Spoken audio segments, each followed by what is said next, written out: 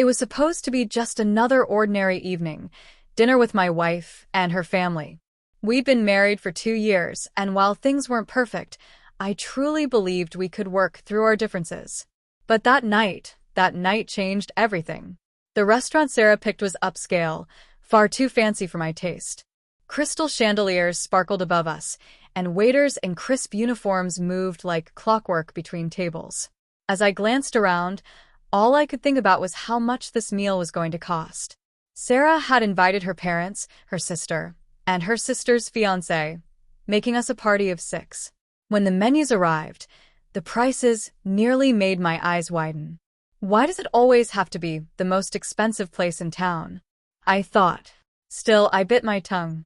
I didn't want to ruin the evening before it even began. So, I smiled politely, listening to Sarah's father retell the same old stories I'd heard countless times before.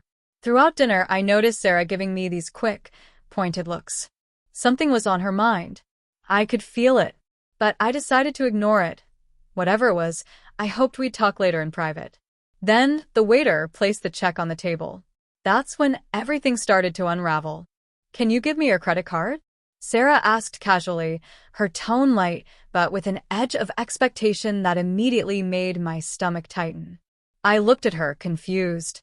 "For what?"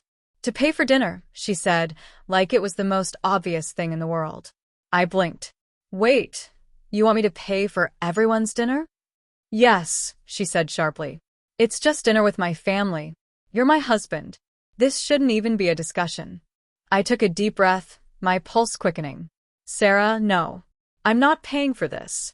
This place is ridiculously expensive, and I never agreed to that." Her eyes narrowed, her cheeks flushing red. "So, you're going to embarrass me in front of my family?" she hissed. "I'm not embarrassing you," I said, keeping my voice low but steady. "You're putting me in this position." And before I could even process what was happening, she grabbed her wine glass and hurled the contents at me. The cold liquid hit my face and chest, the sting of the wine mixing with the shock of the moment. The entire restaurant went silent. I sat there frozen, red wine dripping from my hair, my shirt clinging to my skin. Something inside me snapped.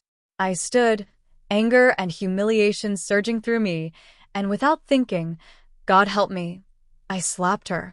The sound echoed across the quiet room. She gasped, her hand flying to her cheek, tears spilling down her face, as everyone stared.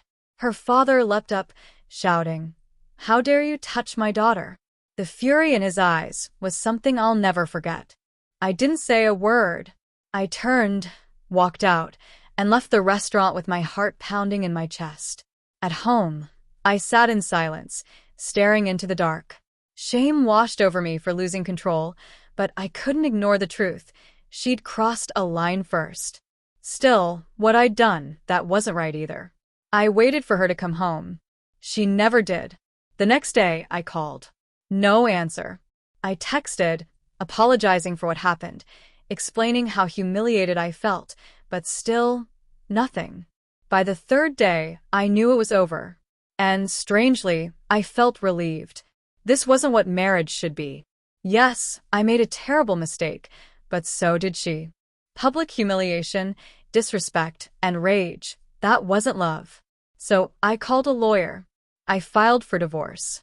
No drama, no drawn-out fight. I gave her what was fair, and nothing more. Once it was done, I packed her things, dropped them off with a mutual friend, and blocked her number. I didn't want to hear her voice again. Didn't want to relive that night. Now, looking back, I see it for what it was, a breaking point.